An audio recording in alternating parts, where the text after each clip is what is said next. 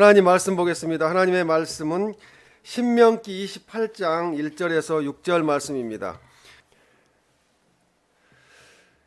내가 내 하나님 여호와의 말씀을 삼가 듣고 내가 오늘 내게 명령하는 그의 모든 명령을 지켜 행하면 내 하나님 여호와께서 너를 세계 모든 민족 위에 뛰어나게 하실 것이라.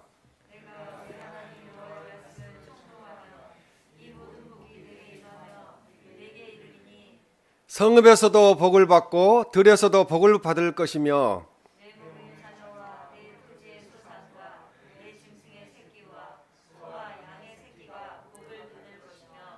내 강주리와 떡반죽 그릇이 복을 받을 것이며 내가 들어와도 복을 받고 나가도 복을 받을 것이니라. 아멘. 말씀에 순종하여 받을 복이라는 제목으로 하나님의 말씀을 전하겠습니다. 우리가 성경 말씀을 읽고 성령님이 우리에게 성경 말씀을 이해하도록 도와주셔서 우리가 그 말씀을 깨달았다 하더라도 그 깨닫게 하신 말씀에 순종하지 아니하면 여전히 안일한 신앙 속에서 살아가게 됩니다. 성경 말씀에 대한 이해가 우리의 삶을 변화시키지 못한다면은 잘못된 길로 갈 수도 있고요. 또 잘못된 이단 교리에 빠지기도 합니다.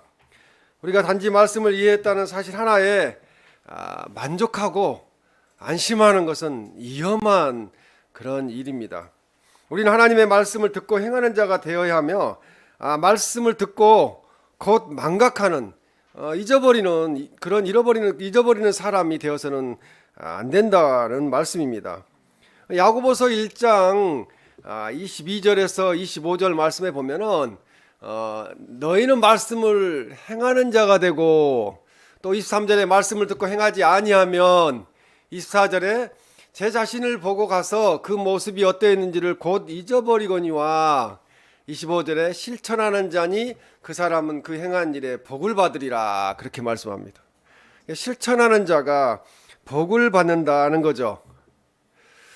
이 거울을 보고 자기 모습을 잊어버린다는 것은 지난주에 무슨 설교를 했는데 제목도 모르겠고 무슨 말씀을 했지? 그렇게 잊어버리는 거하고 똑같습니다. 그래서 어느 정도 잊어버리냐면 자기 얼굴이 내 얼굴이 어떻게 생겼지? 이 정도도 기억하지 못한다는 말씀이죠. 순종은 현대에서 가장 인기가 없는 단어입니다. 그래서 순종이란 이름을 가지고 있는 사람이 이름을 바꿔요. 왜냐하면 싫으니까, 순종이라는 이름이 싫어서. 그 정도로 순종에 대한 단어가 인기가 없습니다. 우리의 생각에서 순종이라는 개념을 제거하면은 우리는 진리가 없는 종교 속으로, 예수님이 계시지 않는 종교 속으로 빠져들게 됩니다. 이 본해퍼 목사님은 믿음과 순종은 떨어질 수 없는 하나라고, 믿음과 순종이 하나라고 그렇게 보았습니다. 믿는 자들만이 순종할 것이며 순종하는 자들만이 믿게 될 것이라고 그렇게 말씀하는 거죠. 그래서 믿음과 순종은 같이 가는 거죠. 믿음이 있으면 순종하게 되고 순종하면 믿음이 더 생기게 되고, 그래서 불순종하는 자들은 참으로 믿지 못하기 때문에 불순종합니다. 말씀 자체를 믿지 않는 거죠. 우리 믿음이 흔들리고 곤란한 지경에 빠졌을 때 우리가 할 수 있는 일은 순종하는 것입니다. 그냥 기도가 나오지 않을 때도 그냥 하나님 앞에 그냥 침묵하며 앉아 있는 것만으로도 주님이 우리의 모습을 보기 때문에요. 그 마음을 다 알고 해결하여 주실 줄로 믿습니다. 순종과 믿음이 함께 가면 우리 행동은 점점 성경의 말씀의 가르침대로 그렇게 순종하게 됩니다. 그러다 보면 우리의 믿음이 조금씩 성장해서 어느 시점에 보면 내가 하나님을 진실로 믿고 있구나, 그런 것을 깨닫게 됩니다. 우리가 예수님을 믿는 것은 이 땅에서도 하나님의 자녀로 살고 영원한 천국에서 하나님의 자녀로 영원토록 하나님을 찬양하는 삶을 살기 위해서 그렇습니다. 성경 말씀은 우리들에게 천국 가는 길도 가르쳐주고 있으나 이 세상에서 어떻게 하면은 하나님께서 주시는 그 복을 받고 살까에 대해서도 성경 말씀에 곳곳에서 말씀하고 계십니다.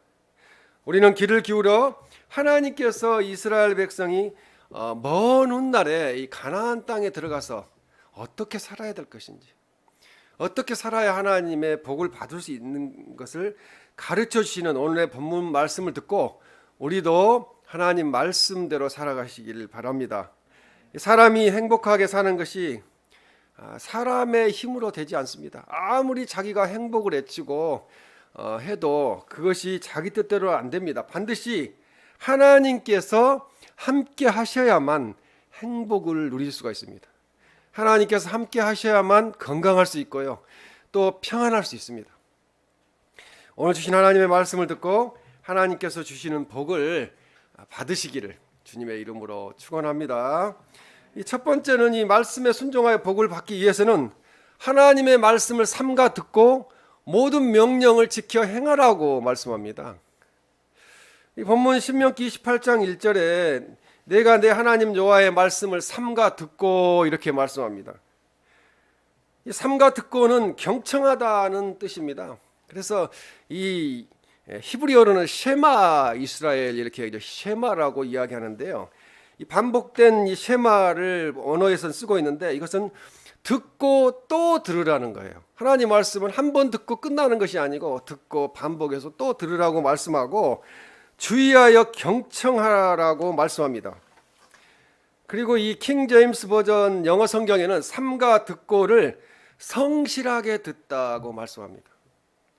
그냥 의무적으로 그냥 듣지 말고 성실하게 하나님 말씀, 오늘 하나님 이번 주에 나에게 무슨 말씀을 주실까?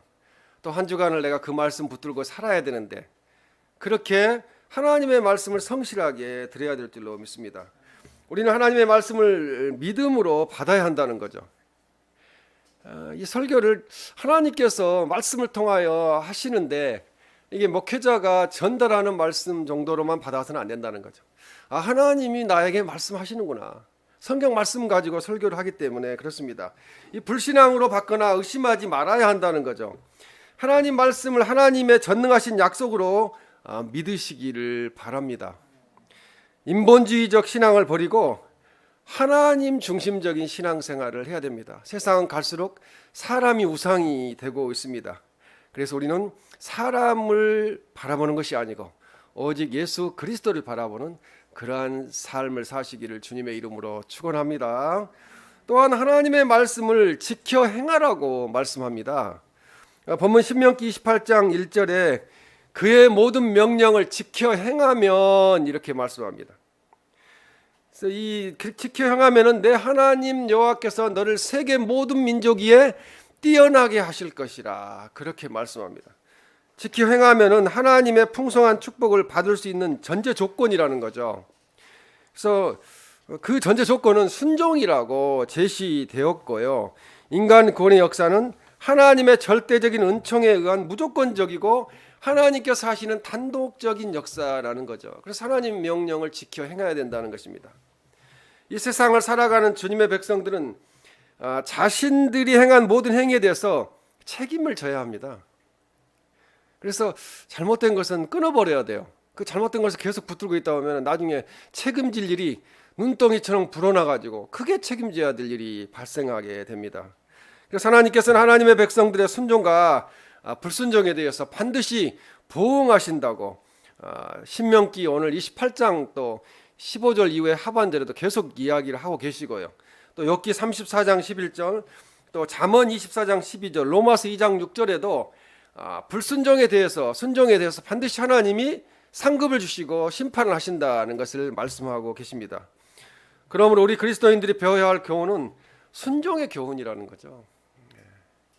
하나님께 순종해야 된다는 말씀입니다. 목회자에게 순종하는 것도 물론 중요하겠지만 그것보다는 하나님께 순종해야 되고요. 하나님을 바라보아야 돼요. 사람을 바라보면 안 됩니다. 예수님은 하나님의 아들이셨지만 하나님의 말씀에 순종하셔서 고난의 십자가를 지셨습니다. 하나님의 아들도 고난의 십자가를 지시고 우리를 구원하셨는데 하물며 우리는 하나님의 자녀로서 주님과 같은 길을 가야 될 줄로 믿습니다. 우리들도 하나님의 말씀에 순종하기 위해서는 우리들의 방법을 버려야 된다는 거죠. 우리들의 방법을 버리고 하나님의 방법을 말씀을 통하여 주시면은 아멘으로 받고 하나님의 방법대로 그렇게 실천하며 겸허한 마음과 자기 자존심을 꺾고 하나님의 방법 앞에 무릎을 꿇을 줄 아는 겸손한 마음을 가져야 합니다. 하나님의 말씀을 듣고 지키는 것은 생명의 길입니다. 그 생명의 길로 주님은 우리를 인도하십니다. 그러나 불순종은 죽음의 길입니다. 아담과 하와의 불순종으로 이 땅에 죽음의 일이 시작되었습니다. 그러나 예수님의 순종으로 영원한 생명, 천국 생명을 우리에게 주셔서 우리는 천국을 향하여 가고 있습니다. 우리는 하나님의 말씀을 지켜 행해야 합니다. 지켜 행하지 아니하면 에덴 동산의 죽음이 불신자들에게 임하되었던 것처럼 그렇게 들어오게 됩니다. 그래서 방주 안에 들어가야만 사는 것처럼 우리는 하나님의 말씀을 지켜 행해야 합니다. 하나님의 말씀을 듣고 지켜 행함으로 말씀에 순종하여 받는 복을 받으시는 올해가 되시기를 주님의 이름으로 축원합니다. 두 번째는 말씀에 순종하여 복을 받기 위해서는 하나님의 말씀에 청종하라고 말씀합니다. 여기서는 순종이 아니라 청종을 말씀하시는데요. 이 청종은 하나님의 말씀을 잘 듣고 순종하라는 말씀입니다. 28장 2절에 말씀을 청종하면 이 모든 복이 내게 임하며 내게 이르리니 이렇게 말씀합니다. 하나님 말씀을 잘 들어야 되죠. 하루에 예배를 10번을 들어도 하나님 말씀을 듣지 아니하면 그건 아무 소용이 없어요. 한 번을 들어도 하나님 말씀을 듣고 내가 저 말씀대로 살아야 되겠다고 다짐한다면 그것은 성공적인 예배입니다. 하나님의 말씀대로 사는 성도에게는 따로 특별한 복을 구하지 않더라도 하나님의 은혜와 복이 하나님께로부터 내려오기 시작합니다. 하나님이 그 모습을 보고 있기 때문에 그렇습니다. 2절 말씀은 예수님께서 이 마태복음 6장 33절에 말씀하신 내용과 같은데요. 그런즉 너희는 먼저 그의 나라와 그의 의를 구하라. 그리하면 이 모든 것을 너희에게 더하시리라고 하는 그 말씀과 같은 의미를 가지고 있는 말씀입니다. 하나님의 말씀에 순종하면은 모든 것을 더하는 복을 주신다는 거죠. 순종이 제사보다 낫다는 것입니다. 그래서 언어에서 이 복이 무엇인가를 한번 알아봤는데요.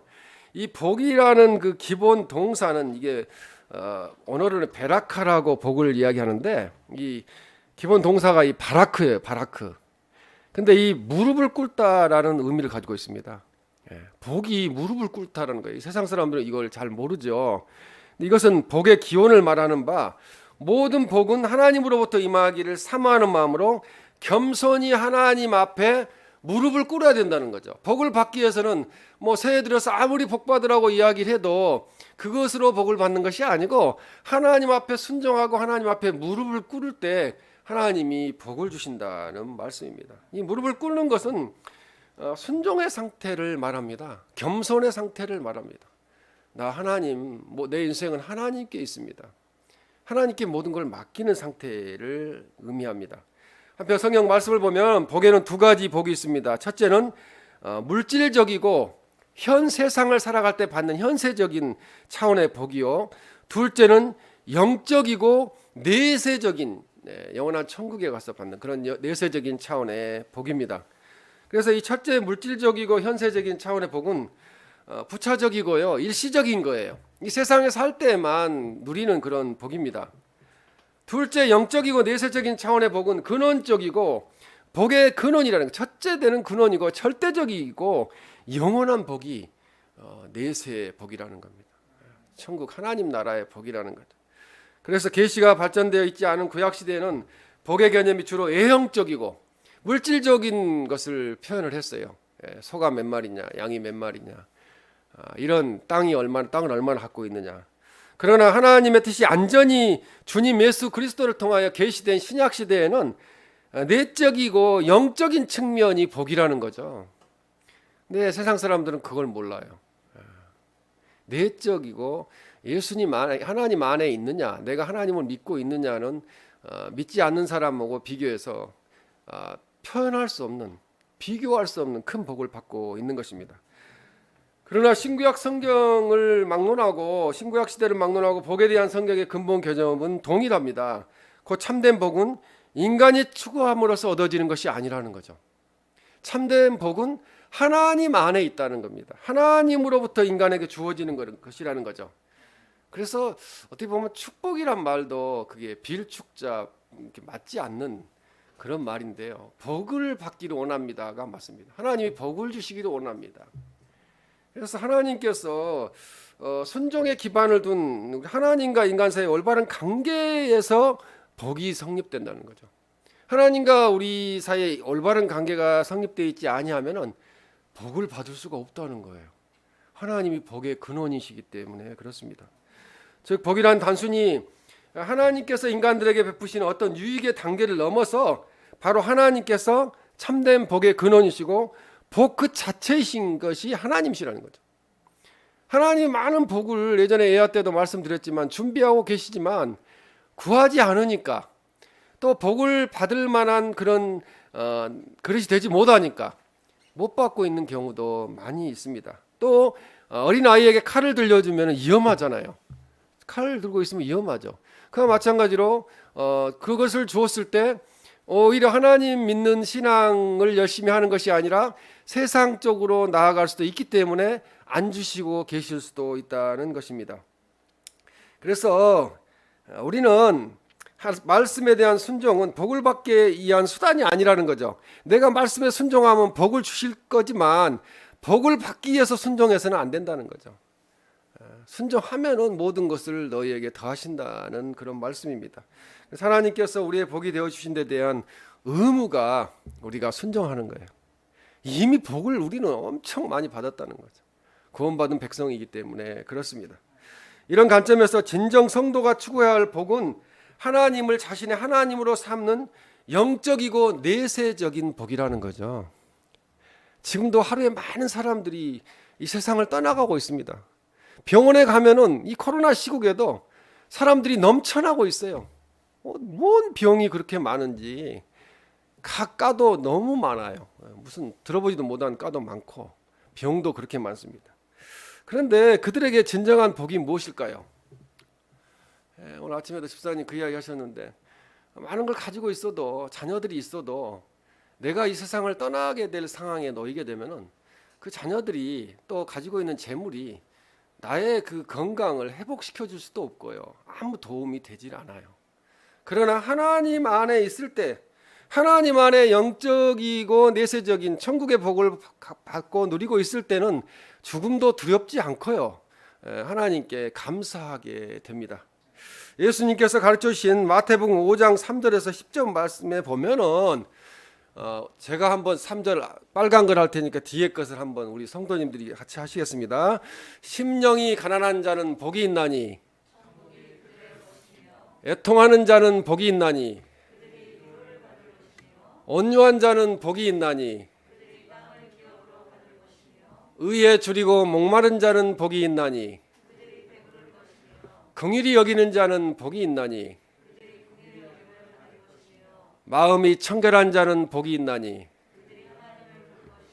화평하게 하는 자는 복이 있나니 의를 위하여 박해를 받는 자는 복이 있나니. 이 말씀이 바로 영적인 복입니다. 이 영적인 복을 우리는 다 받아 누리고 있고요. 잘 알고 있습니다. 그래서 이 산상수훈의 그 팔복도 같은 의미여서 제가 말씀을 기록했는데요. 오늘날 이 개인의 장수, 부귀, 영화, 명예 등이 복의 전부인 양 착각하고 있어요. 믿는 성도들조차도 교회에 와서 그걸 자랑하는 사람들이 있어요. 근데 그게 아니라는 거죠. 이 산상수훈의 마태복음 5장에 말씀하는 이 복이 진정한 복이라는 거죠. 이게 영적인 복이에요.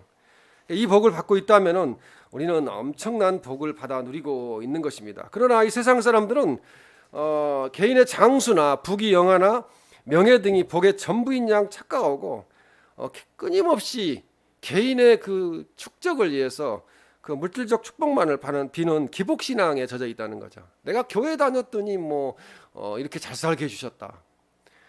그것은 자기 생각이라는 거죠. 그래서 이 신앙생활을 잘하면은 물질적 축복을 받는다는 이 복사상, 하나님 잘 믿으면 물질적인 축복을 우선적으로 받는다는 복사상은 기복주의입니다. 물론 하나님이 잘 믿으면 아까 마태복음 말씀에 6장 33절에 말한 모든 것을 더하는 복을 받아요. 일용할 양식도 주시고 근심 걱정 없이 살게 하세요. 그러나 그것이 모든 것이 물질 축적으로 물질의 복으로 평가되어서는 안 된다는 말씀입니다. 그러나 그러한 부차적인 복은 하나님께서 하나님의 주권적인 뜻에 따라서 때로 주시기도 해요. 물질적인 축복 받아야 됩니다. 저는 그래서 우리 사랑스교회 모든 성도님들이 2022년에는 물질적인 축복도 주시라고 제가 기도를 하고 있어요. 왜냐하면 그 돈 때문에 그것 때문에 세상을 살아가면서 남에게 아쉬운 소리 한다든지 좀 힘든 모습을 보여서는 안 되니까 하나님이 주시라고 집도 주시고 차도 좀 바꿔주시고 구하라 주실 것이라 했으니까 그렇게 주실 줄로 믿습니다.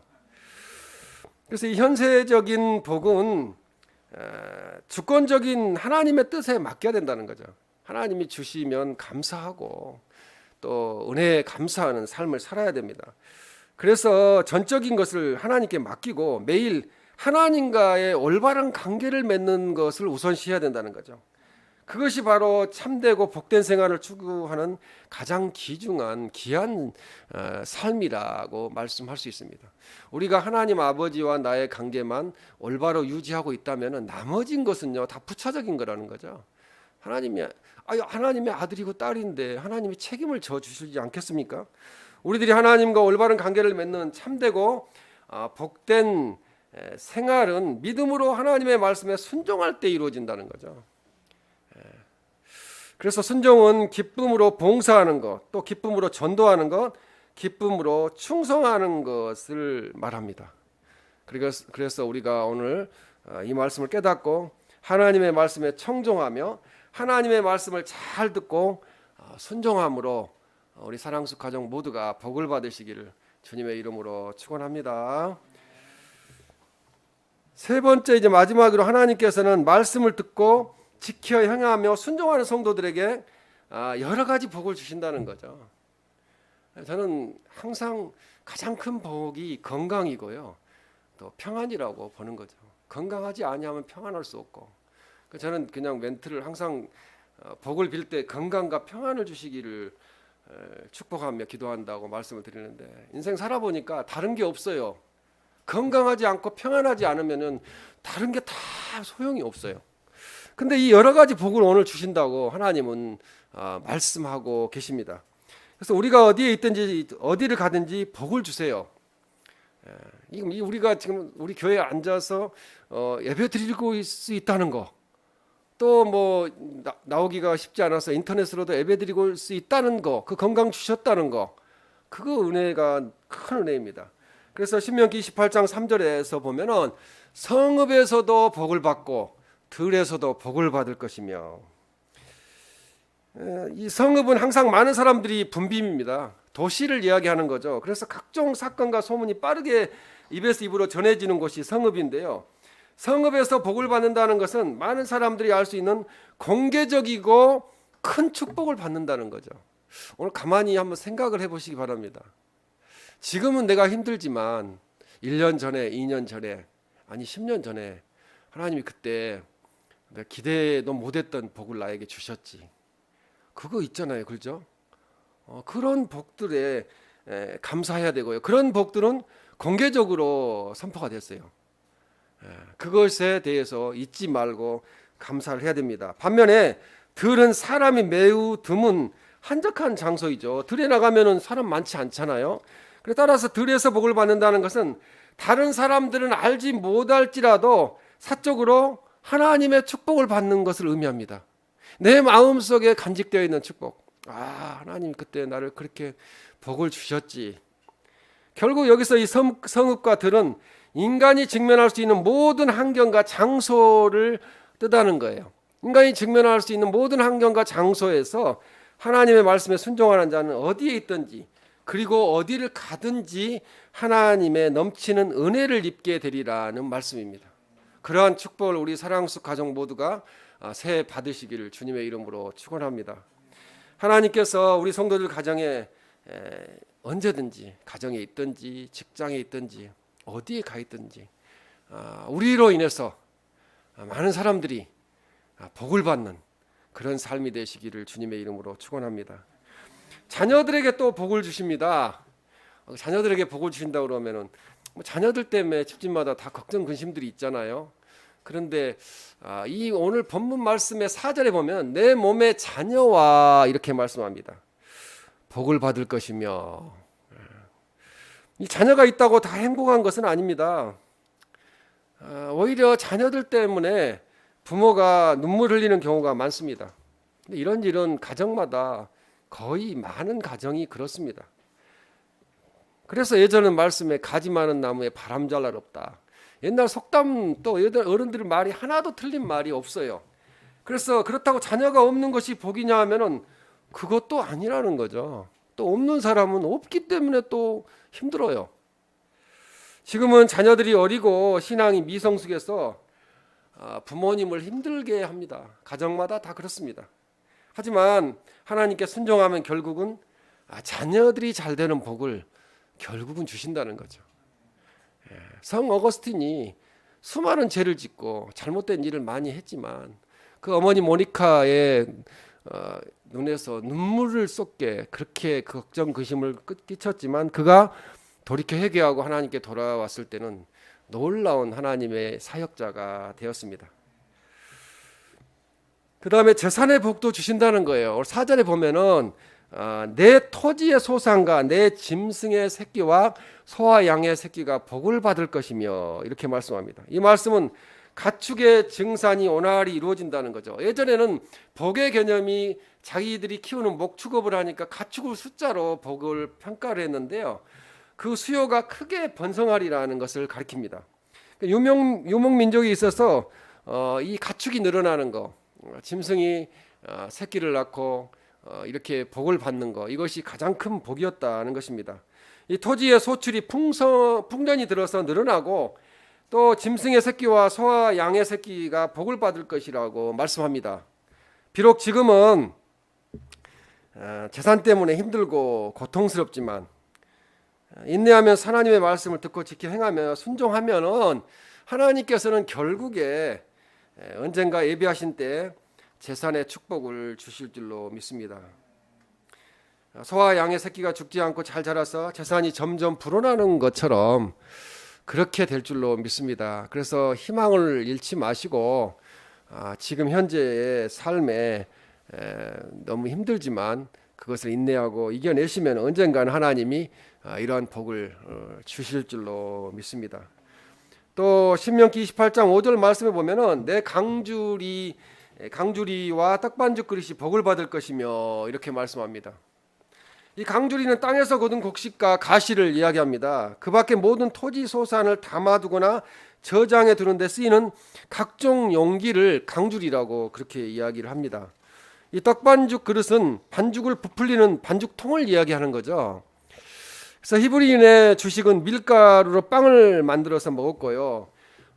이를 포괄적으로 보면은 음식을 만들어 먹는 데 사용되는 모든 그릇을 이야기합니다. 모든 그릇에 복을 받을 거라는 거죠.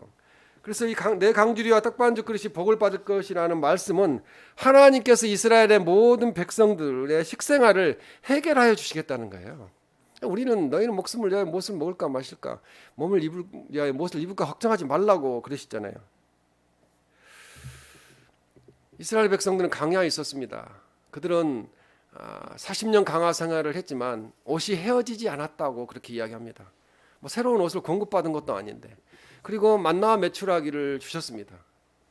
그들은 근심 걱정이 없었다고 봐야 되겠죠. 다 공급을 받았으니까. 그래도 불평불만들을 했습니다. 그러나 우리는 하나님께서 매일 양식을 주신다는 거죠. 일용할 양식을 주시기 때문에 주님께 맡기는 삶을 살아야 됩니다.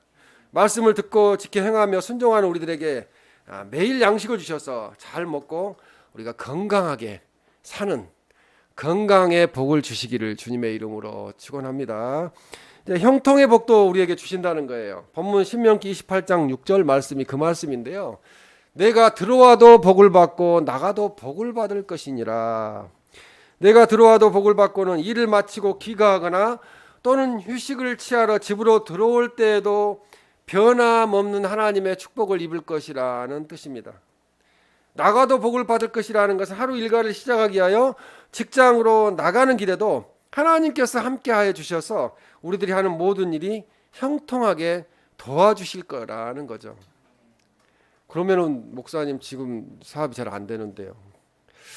하나님이요 때에 맞게 때가 되면은 역사하십니다. 절대 우리 믿는 자녀들을 버리지 아니하세요. 저는 그건 자신 있게 말씀드릴 수가 있어요. 저도 사업을 해봤기 때문에 7년씩이나 했기 때문에 참 권고하고 이번 달 어떻게 해야 될지 그래도 하나님이요 그 길을 열어주시고 인도하여 주십니다. 결국 오늘 본문 신명기 28장 6절 말씀에 내가 들어와도 복을 받고 나가도 복을 받을 것이니라는 말씀은 오늘 3절 말씀에 성읍에서도 복을 받고 들에서도 복을 받을 것이라는 말씀과 같은 말씀이에요. 하나님의 말씀대로 사는 성도들은 언제 어느 곳에 있든지 그가 처한 모든 상황에서 형통케 될 것이라고 말씀합니다. 당장 그 어려운 시기에 있을 때는 미래가 안 보여요. 그래서 나만 왜 이렇게 힘들지? 왜 이런 일이 내가 예수 그리스도를 믿는데 이렇게 생겼지? 그런 생각들을 하게 됩니다. 그런데 그것은 개인적인 인간적인 생각이고요. 그 이후에 하나님이 예비하신 복은 우리가 보지 못하기 때문에 그렇습니다. 하나님이 우리의 자녀를 통해서 또 우리의 모든 우리의 삶의 속에서도 우리가 살아갈 동안에도 우리에게 주실 복을 하나님은 많이 예비하고 계십니다. 2022년에도 우리가 하나님의 말씀을 듣고 지키고 순종함으로 우리가 어디에 있든지 어디를 가든지 복을 주시고 하나님께서 우리 자녀들에게 또 복을 주시고 재산에 복을 주시고 형통에 복을 주셔서 우리가 감사가 넘치는 삶, 또 주님을 간증하는 삶, 복된 삶이 되시기를 주님의 이름으로 축원합니다.